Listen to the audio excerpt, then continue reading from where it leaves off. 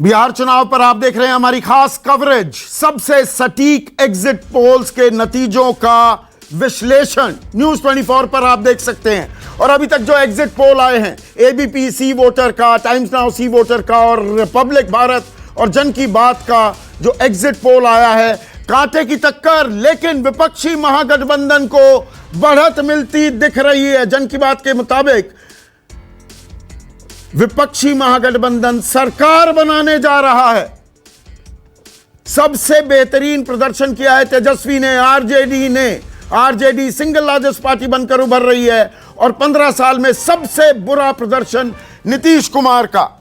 तो नीतीश कुमार के खिलाफ एंटी इनकम्बेंसी ने जबरदस्त प्रहार किया है एनडीए की ताकत पर। इस बात पर हम आगे विश्लेषण करते रहेंगे। अभी ये दो एग्जिट पोल्स के आपको रुझान नतीजे सामने आए हैं। फिर से मैं आपको बता दूं, ये अंतिम नतीजे कतई नहीं है। अंतिम नतीजे आएंगे 10 तारीख को, लेकिन इनसे अनुमान लगता है कि क्या हुआ है बिहार में। और उसी का विश्लेषण करने के लिए हमारे साथ एक जबरदस्त पैनल यहां पर मौजूद है। सुकेश रंजन मेरे सहयोगी, मुकेश कुमार सिंह, राजीव रंजन और 4 राजनीतिक मेहमान। राजनेताओं से अब मैं बात शुरू करूंगा। सुदेश वर्मा सत्ता पक्ष की तरफ से बीजेपी के राष्ट्रीय प्रवक्ता, साथ ही साथ शंभुनाथ जेडीयू के प्रवक्ता, और विपक्षी खेमे से प्रेमचंद मिश्रा कांग्रेस के राष्ट्रीय प्रवक्ता, और फैजल अली आरजेडी के प्रवक्ता, और हमारी तरह पत्रकार भी रह चुके हैं। अब राजनेता का चोगा ओढ़ लिया है। तो फैजल अली, थोड़ा मुस्कुरा सकते हैं क्या आप? अब ये एक और आंकड़ा आ रहा है, 63% लोग सरकार बदलना चाहते हैं।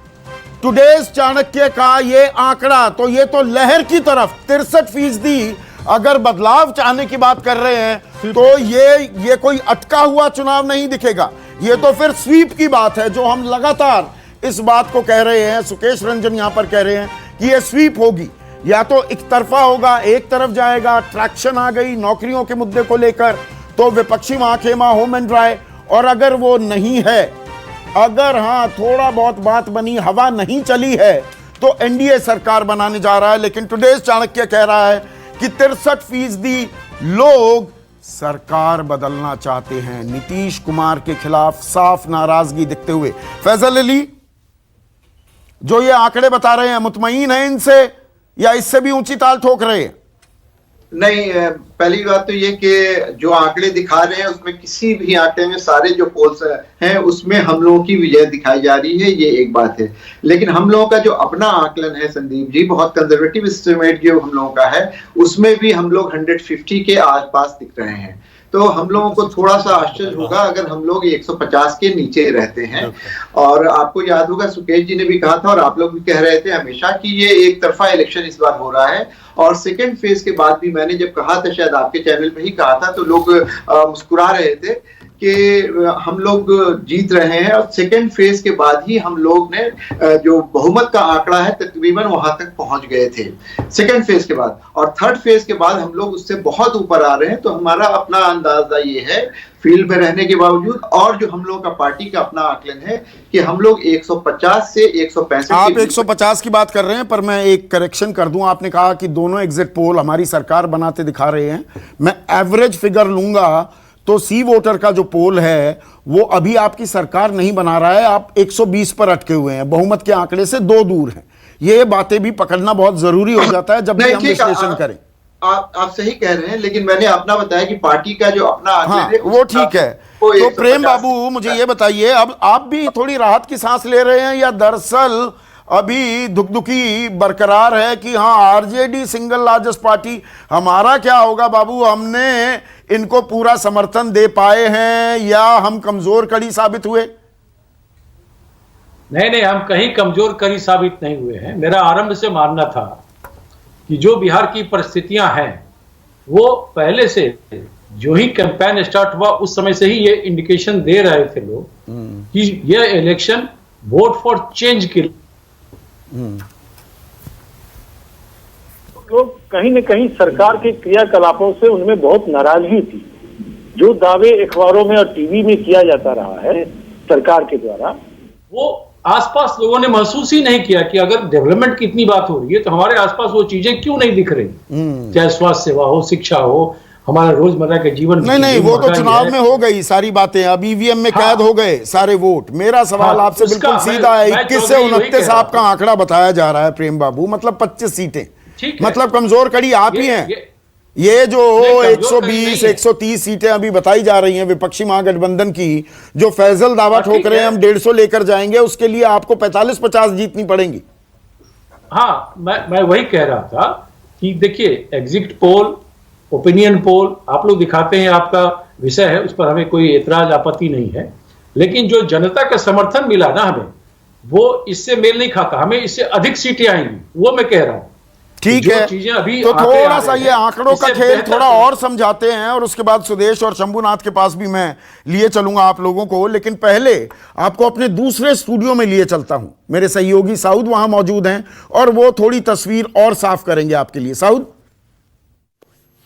जी हां, तस्वीर वाकई अब साफ होती दिखाई दे रही। जैसा कि आप बार बार कह रहे हैं कि अंतिम नतीजे नहीं है, लेकिन एग्जिट पोल कहीं ना कहीं एक संकेत दे रहे हैं। और ये देखिए, बिहार विधानसभा चुनाव मेरे पीछे, और ये है इस वक्त एबीपी सी वोटर का जो एग्जिट पोल है, उसके नतीजे देख लीजिए। एनडीए जो है 104 से 128 सीट जीतता दिखाई दे रहा है। हालांकि जो जादुई आंकड़ा है वो 122 का है, लेकिन पेज फंस रहा है। अब जरा देखिए, नीचे महागठबंधन जो है वो 108 से 131 यानी कि एज है, वो शानदार प्रदर्शन करता हुआ एग्जिट पोल में, एबीपी सी वोटर के एग्जिट पोल में प्रदर्शन उसका अच्छा दिखाई दे रहा है। वहीं एलजेपी की बात करें तो एलजेपी को आप देख रहे हैं 1 से 3 सीटें मिलती दिखाई दे रही हैं, तो वहीं अदर्स के खाते में, अन्य के खाते में 4 से 8।